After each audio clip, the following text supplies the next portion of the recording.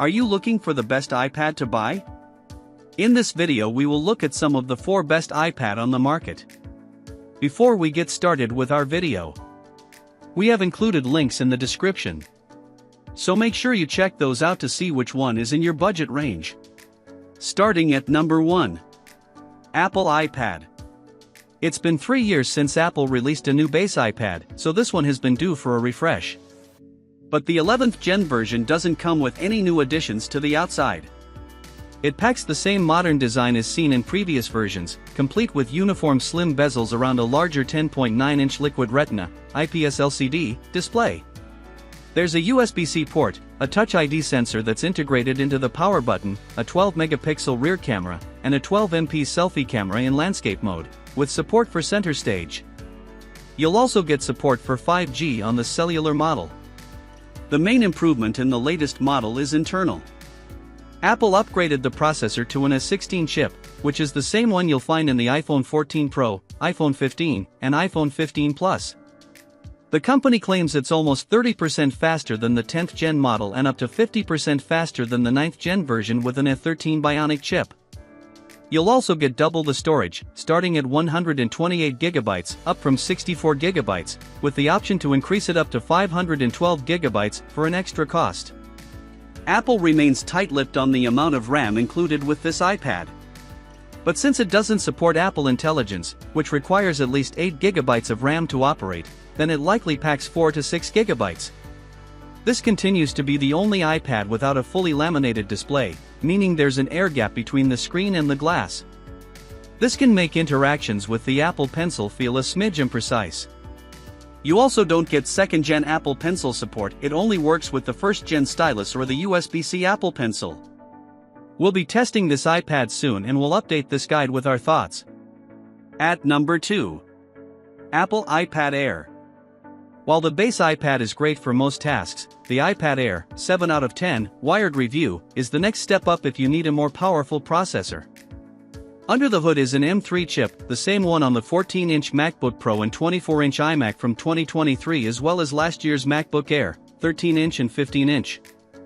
Unlike the M2 on its predecessor, the M3 comes with additional capabilities like ray tracing, mesh shading, and dynamic caching, all of which help power graphics-intensive tasks. This is the first for an iPad Air, making it the most affordable way into these features. So, it's a good option if you're in the market for an iPad that can handle photo and video editing, coding, and gaming but don't want to shell out for an iPad Pro. As with last year's model, you have the choice between an 11-inch and a 13-inch Liquid Retina display. The design remains the same too, with slim bezels, a USB-C port, Touch ID built into the top power button, and a 12-megapixel sensor in landscape orientation, with support for center stage. Battery life hasn't changed either. Apple claims 10 hours of web browsing or watching video on Wi-Fi. I reached 14% after 7 hours of streaming a show, which is on par with last year's model. Apple did release a more affordable Magic Keyboard case, it's $30 cheaper than the original model. The 2nd generation version comes with a larger trackpad and function row keys. This iPad Air is compatible with the 1st generation keyboard as well if you already have it. Performance is smooth and swift, even with a variety of apps running simultaneously. But there's no major difference with basic tasks compared to its predecessor, you'll only notice it if you're coming from an older iPad with an A-series chip. But if you want to take full advantage of the M3's capabilities, your workflow should center around tasks that require a graphics boost. I also recommend going for the 13-inch model over the 11-inch, it's brighter, comfortable to work off of for long periods, and works great as a secondary display. Otherwise, I suggest sticking to the M2-powered iPad if you can find it on sale.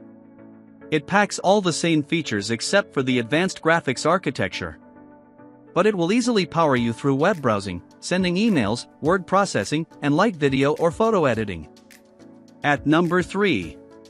Apple iPad Mini. Apple's smallest tablet is the iPad Mini, 8/10, Wired recommends, and the 2024 iteration is largely an internal upgrade. With an A17 Pro chipset, the same inside the iPhone 15 Pro, it gets a boost in performance to handle today's graphically demanding games and support for Apple Intelligence, a bevy of artificial intelligence tools available in iOS 18.1, which you can read all about in our roundup. This slate also supports the Apple Pencil Pro, so you don't have to splurge on a super expensive iPad anymore just to get the top benefits of the latest stylus. But since it is so small, you probably won't want to use this for any kind of serious work. The 7th generation iPad mini is great for reading ebooks, even with one hand, and fits into all types of handbags because it's so tiny. The 2K resolution LCD panel looks great too. I didn't run into any jelly scrolling issues, and gets bright enough outdoors. It still has a 60Hz refresh rate, which isn't surprising, but it would have been nice to see 90Hz support at least. Apple also kept the 12-megapixel selfie camera on the left side of the tablet, rather than moving it to the center in landscape mode like on other iPads. It's not a huge deal because the tablet is small, but I still didn't like having to look over to the left during Zoom calls. At number 4. Apple iPad Pro. Apple's latest iPad Pro tablets, 6 of 10, Wired review, pack the largest amount of notable upgrades we've seen in years. You now have the choice between an 11-inch and a slightly larger 13-inch size. I tested the 13-inch and recommend the bigger size if you plan on working off the iPad Pro full-time. Apple upgraded the display from Mini LED to OLED on both sizes.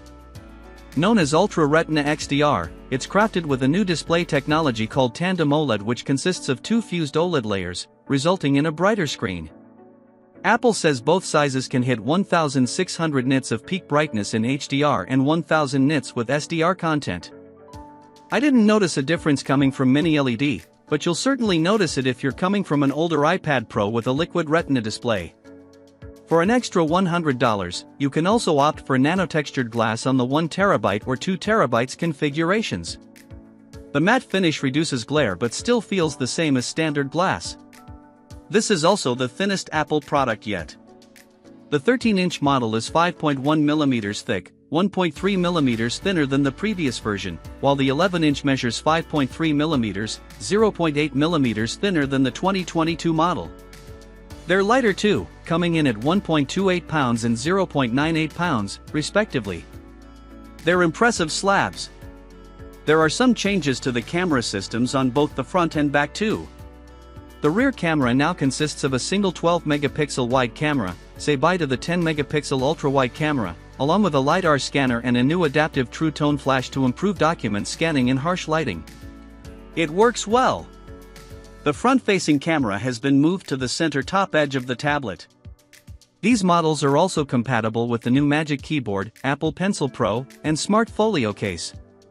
Sadly, they're not backward compatible with older accessories, not only because of the new thin and light chassis but also because the magnets on the back of the tablet have been rearranged.